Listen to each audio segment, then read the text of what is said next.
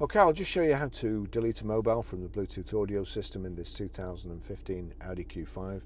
So from any screen, I mean that's just menu, but from any screen, if you go into telephone, you'll see settings at the corner. At the moment it's saying please connect a mobile phone, search for new mobile phone. That's because there's nothing connected. But if we go into settings, that settings in the corner corresponds to this button on the bottom right.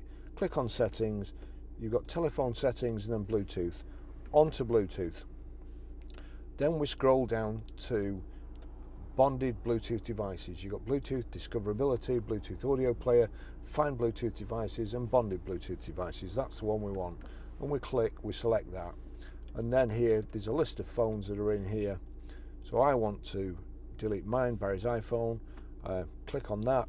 And then you've got a choice of either connecting it on hands-free or audio player or delete. If you can't get media, if you can't stream media or music from your phone, come to this screen, check audio player and make sure that you can actually connect it there. So we want to delete Bluetooth device, that's it. Do you really want to delete it? Yeah, I've just gone through 5 screens. What do you think? That's it gone.